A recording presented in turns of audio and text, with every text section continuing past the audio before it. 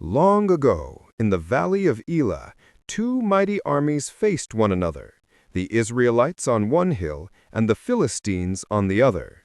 Between them lay a wide valley, silent but heavy with tension. Every morning a giant named Goliath would step out from the Philistine ranks. He stood over 9 feet tall, covered in bronze armor that gleamed under the sun. His spear was thick as a weaver's beam, and his voice thundered across the valley. "Choose a man to fight me," he roared. "If he kills me, we will be your servants. But if I kill him, you will serve us." For 40 days Goliath mocked Israel. None dared face him, not even King Saul, the tallest among his men. Fear ruled their hearts. One day a young shepherd named David came from Bethlehem. He was not a soldier, just a boy tending his father Jesse's sheep. His father sent him to the battlefield to bring food to his older brothers, who were in Saul's army. When David arrived, he heard the giant's taunts and saw the fear in every soldier's eyes. "Who is this Philistine," David asked, "that he defies the armies of the living God?"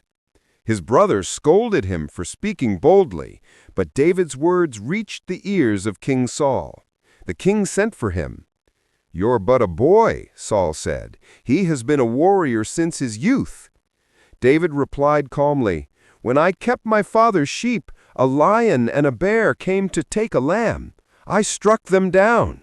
The Lord who delivered me from their claws will deliver me from this Philistine." Saul hesitated, but finally agreed. He offered David his armor, but the boy removed it. It was too heavy. Instead, David took only his staff, his sling, and 5 smooth stones from the brook. As David stepped into the valley, Goliath laughed.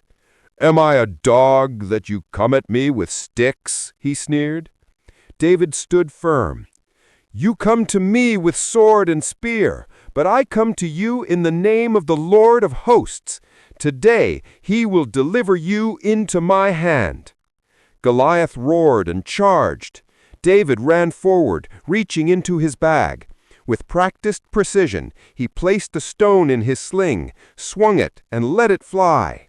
The stone struck the giant's forehead with a crack, and Goliath fell face down to the ground. The valley went silent. Then David took Goliath's own sword and cut off his head. When the Philistines saw their champion was dead, they fled in terror. That day, the shepherd boy became a hero of Israel. But David knew the truth. It was not his strength or skill that won the battle. It was faith. And from that day on, the people of Israel would remember that no matter how great the enemy, with courage and faith, even the smallest can overcome the mighty.